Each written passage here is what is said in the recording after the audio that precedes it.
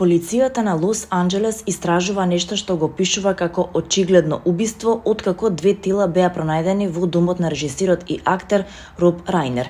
Пожарникарите беа повикани во куќа во населбата Брентвуд во Лос Анџелес во недела попладне по локално време, каде што ги пронајдоа 78-годишниот Роб Рајнер и неговата 68-годишна сопруга Мишел. Двајцата беа прогласени за мртви на местото на настанот.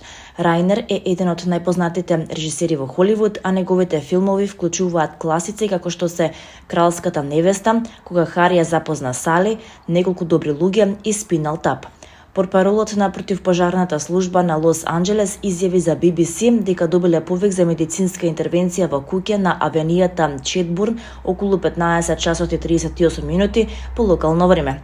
Брентвуд е луксузна населба во Лос Анџелес во која живеат многу познати личности. Принцезата Кейт Мидлтон е прогласена за најдобро облечена дама за 2025 година. Титулата и признанието и го доделува британското издание на познатото модно списание Vogue. На светот, како и на модните критичари, не им се непознати префинетиот вкус за мода и детали што ги поседува принцезата од Велс. Кейт Мидлтон е позната по своите безпрекорни комбинации на облека кои представуваат спој од чиста елеганција и модерен шик, а притоа не го нарушуваат кралскиот кодекс на облекување. Секое парче од низината гардероба има своја приказна, а интересно е тоа што таа често рециклира облека, односно дека е голем обожавател на одржливата мода. Во овој поглед не е ни чудо што Кейт Мидлтон е прогласена за најдобро облечена дама за 2025 година според Vogue. Како што објави Daily Mail, принцезата е карактеризирана и како вечна инфлуенсерка која секогаш наоѓа начин да ги инспирира луѓето околу неа.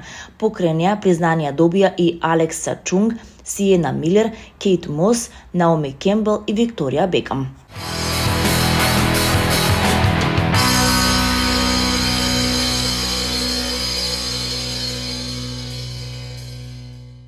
Ношпал, кој е првиот македонски и можеби балкански костимограф, чии што костими се изложени во Париската опера за 2028 година, најавува ретроспективна изложба по повод 30 годишната активна кариера во театарот.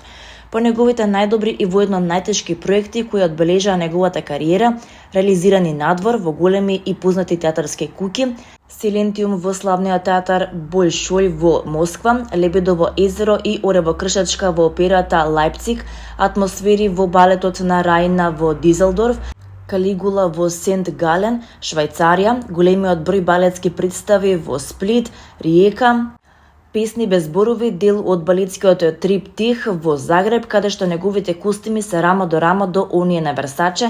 Нашиот врвен креатор и костимограф Александар Ношпал оствари уште еден професионален сон, костимите за представата Мајката Гуска во кореографија на Мартин Шекс од 2023 година моментално му се изложени во операта Гарние.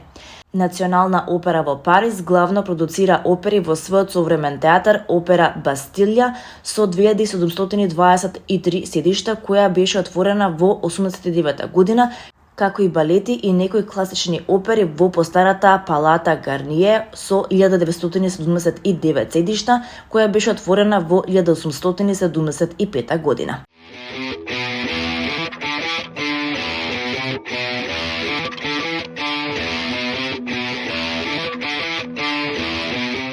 Кога културата, музиката и детската имагинација се спојуваат, се создава магија.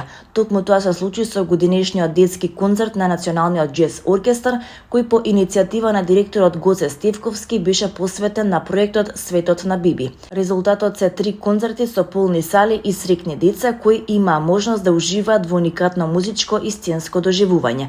На сцената настапија 80 музичари, актери и деца, меѓу кои детско хорче и балетско студио, по диригентската палка на маестро Джијан Емин. За сцената стои тим од повеќе од 100 професионалци кои работат на создавање нови сценарија, нови содржини и нови производи од Светот на Биби.